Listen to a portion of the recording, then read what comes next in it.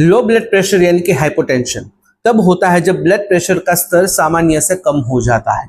आमतौर पर यदि ब्लड प्रेशर 90/60 mmHg से कम हो जाए तो इसे हाइपोटेंशन कहा जाता है, यानी कि लो ब्लड प्रेशर। यह समस्या शरीर में पर्याप्त ब्लड फ्लो को बाधित कर सकती है, जिससे ब्रेन, हार्ट और अन्य अंगों को ठीक से ऑक्सीजन और न्यूट्रिएंट्स नहीं मिल पाते। आइए बात करते हैं लो ब्लड प्रेशर के कुछ सिम्टम्स यानी कि लक्षणों के बारे में। लो बीपी होने पर कई तरह के लक्षण दिखाई दे सकते हैं, जैसे कि चक्कर आना, बेहोशी आना, धुंधला दिखाई देना, कमजोरी और थकावट महसूस होना, ध्यान केंद्रित करने में परेशानी होना, ठंडी और पसीने वाली त्वचा हो जाना, तेज या फिर धीमी धड़कन, इस प्रकार के सिम्टम्स दिखाई दे सकते हैं। आइए बात करते हैं लो ब्लड प्रेशर के कुछ कारणों के बारे में। लो ब्लड प्रेशर यानी कि हाइपोटेंशन के कई कारण हो सकते हैं, जिसमें नंबर 1 है डिहाइड्रेशन। शरीर में पानी की कमी होने से ब्लड वॉल्यूम कम हो जाता है, जिससे बीपी गिर सकता है। नंबर 2 है ब्लड लॉस, ज्यादा खून बहने से भी बीपी कम हो सकता है। नंबर 3 है heart problem, slow heart rate जिसे हम ब्रेडिकार्डिया कहते हैं। हार्ट अटैक या फिर हार्ट फेलियर से भी ब्लड प्रेशर कम हो सकता है। नंबर 4 है एंडोक्राइन डिसऑर्डर, डायबिटीज, थायराइड की समस्या या फिर एड्रेनालिन ग्लैंड डिसफंक्शन से ब्लड प्रेशर कम हो सकता है। नंबर 5 है nutritional deficiency, iron, vitamin B12 और फोलेट की कमी की वजह से भी लो ब्लड प्रेशर हो सकता है। नंबर 6 है कुछ मेडिकेशंस, कुछ दवाइयां जैसे कि diabetics, beta blockers, anti depressions, pain killer blood pressure को कम कर सकती है। नंबर 7 है सेप्टिक शॉक, गंभीर इन्फेक्शन के कारण ब्लड प्रेशर अचानक से कम हो सकता है। नंबर 8 है एनाफाइलेक्सिस, किसी एलर्जी के कारण भी अचानक ब्लड प्रेशर गिर सकता है। अब बात करते हैं लो ब्लड प्रेशर होने पर क्या करना चाहिए। उसमें नंबर 1 है नमक और पानी का सेवन बढ़ाएं। सोल्ट में सोडियम होता है जो ब्लड प्रेशर को बढ़ाने में मदद करता है। ज्यादा पानी पीने से ब्लड वॉल्यूम बढ़ता है, जिससे ब्लड प्रेशर स्थिर रहता है।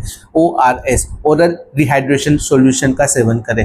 नंबर 2 है पर्याप्त मात्रा में फ्लूइड्स लें। पानी के अलावा coconut water, lemon water, butter milk, soup, herbal tea इत्यादि आप पी सकते हो। डिहाइड्रेशन से बचने के लिए दिन भर में कम से कम 3 से 4 लीटर पानी पीना चाहिए। नंबर 3 है छोटे छोटे मील्स ले, ज्यादा देर तक खाली पेट ना रहे। हेवी मील्स लेने के बजाय छोटे छोटे पोषण युक्त भोजन ले, प्रोटीन और फाइबर युक्त आहार ले। नंबर 4 है कैफीन युक्त पेय ले। कॉफी या फिर टी भी ब्लड प्रेशर को कुछ समय के लिए बढ़ा सकते हैं, लेकिन इसका ज्यादा सेवन ना करें, इससे डिहाइड्रेशन भी हो सकता है, दूसरी परेशानी भी हो सकती है। नंबर 5 है कंप्रेशन स्टॉकिंग पहने, यह पैरों में खून के जमाव को रोकता है और ब्रेन तक पर्याप्त ब्लड फ्लो बनाए रखता है। नंबर 6 है धीरे धीरे पोजीशन बदले, अचानक खड़े होने से ब्लड प्रेशर और ज्यादा गिर सकता है। बेड से उठते समय पहले कुछ देर के लिए आप बैठ जाए, फिर धीरे धीरे खड़े। नंबर 7 है ब्लड शुगर को कंट्रोल में रखें। डायबिटीज वालों को ब्लड शुगर का ध्यान रखना चाहिए, क्योंकि लो ब्लड शुगर होने से भी ब्लड प्रेशर गिर सकता है। नंबर 8 है आयरन और विटामिन B12 लें। आयरन डेफिशिएंसी, एनीमिया और विटामिन B12 डेफिशिएंसी से भी ब्लड प्रेशर कम हो सकता है। हरी पत्तेदार सब्जियां, मीट, एग्स, डेयरी प्रोडक्ट्स का आप सेवन कर सकते हो। नंबर 9 है हल्की एक्सरसाइज करें। हल्का व्यायाम जैसे कि योगा, वॉकिंग, स्ट्रेचिंग से ब्लड सर्कुलेशन अच्छा रहता है, लेकिन ध्यान रहे कि बहुत ही ज्यादा थकाने वाले व्यायाम मत करें। नंबर 10 है दवा का सेवन डॉक्टर की सलाह के अनुसार ही करें। यदि कोई दवा ऐसी है जो आप ले रहे हो जिससे ब्लड प्रेशर कम हो रहा है, तो डॉक्टर से परामर्श करें, उस दवा को उसका डोज कम करें या फिर उसे बंद ही करें।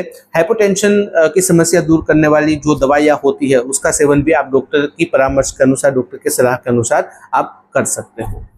अब बात करते हैं लो ब्लड प्रेशर होने पर किन चीजों से आपको बचना है। उसमें नंबर 1 है अल्कोहल, यह डिहाइड्रेशन कर सकता है और ब्लड प्रेशर को और ज्यादा कम कर सकता है। नंबर 2 है सडन पोजीशन चेंज, झटके से खड़े होने से चक्कर आ सकते हैं, ब्लड प्रेशर और ज्यादा कम हो सकता है। नंबर 3 है प्रोसेस फूड से बचे, इनमें मौजूद प्रिजर्वेटिव शरीर के लिए हानिकारक हो सकते हैं। ज्यादा गर्म पानी से नहाने से भी आपको बचना है, जिससे क्या होगा कि अगर आप बहुत ही ज्यादा गर्म पानी से नहाते हो तो ब्लड प्रेशर और ज्यादा गिर सकता है। अब यहाँ पर सवाल आता है कि डॉक्टर से कब संपर्क करें। अगर लो ब्लड प्रेशर के लक्षण बहुत ही ज्यादा गंभीर हो जाते हैं तो तुरंत ही डॉक्टर की सलाह लें। अगर आपको बार बार बेहोशी महसूस होती है, सांस लेने में कठिनाई होती है, सीने में दर्द होता है, ज्यादा कमजोरी और थकावट महसूस होती है, तो ऐसे में डॉक्टर से बात करनी काफी ज्यादा जरूरी हो जाती है।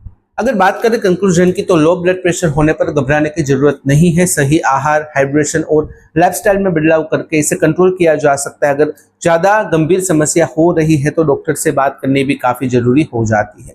अगर इस वीडियो से रिलेटेड कोई भी सवाल है, कमेंट में आप बेझिझक पूछ सकते हो। कमेंट में अगर आप अनकंफर्टेबल हो, डायरेक्टली मुझे मेल कर सकते हो qa.hm@gmail.com पर। तो फिलहाल इस वीडियो में बस इतना ही। आज का वीडियो ध्यान से देखने और सुनने के लिए आपका धन्यवाद। जय हिंद, जय भारत।